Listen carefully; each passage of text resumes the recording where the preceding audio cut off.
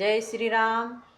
बिंदुल और चंचुला को मोक्ष कैसे मिल गया, इसके बारे में सुनते हैं। चंचुला अपने तन मन धन से पार्वती माता की सेवा करती थी।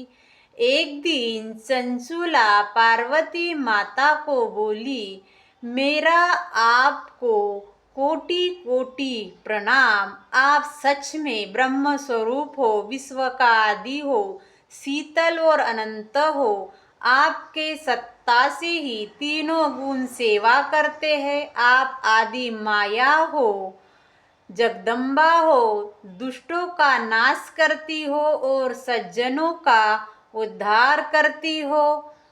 चंचुला ये सब माता जी के बारे में बोली।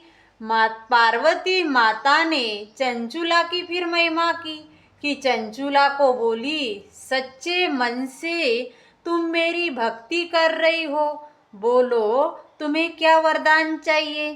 चंचुला बोली, मेरे पति बिंदुल एक ब्राह्मण होते हुए भी पापी थे, मेरे पहले ही मर गए।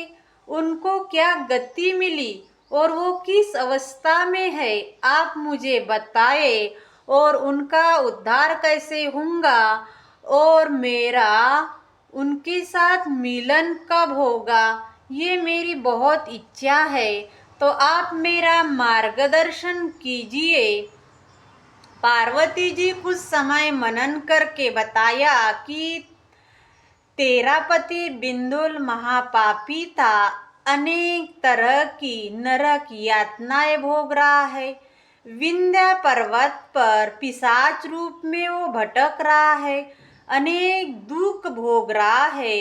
ये सुनकर चंचुला के आंखों में पानी आ गया। बोली कि मेरा पति अपने पापों का फल भोग रहा है।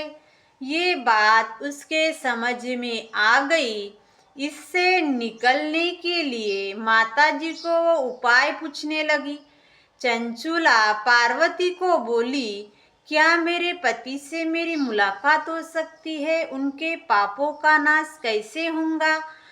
पार्वती माता बोली, चंचुला तुम फिक्र मत करो, शिव पुराण की महिमा अपरंपार है।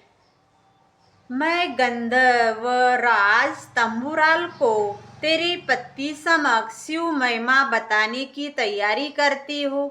इस प्रकार गंधर्वराज तंबुराला विंध्य पर्वत पर भेज देते हैं। वहाँ भव्य मंडप में पिशाच बिंदुल को बुलाया और शिव पुराण कथा हाथ में वीणा लेकर के सुनाई। अमृतमयी शिव पुराण सुनने के बाद बिंदुल खुश हुए और पिशाच योनि से भी और ब्राह्मण के भी पाप भस्म हो गए। बिंदुल और चंचुला का मिलन हो गया। दोनों में सब शिव भक्तों को प्रणाम किया। तंबुराल ने तो दंडवत प्रणाम किया और हर हर महादेव का जयकारा लगाया।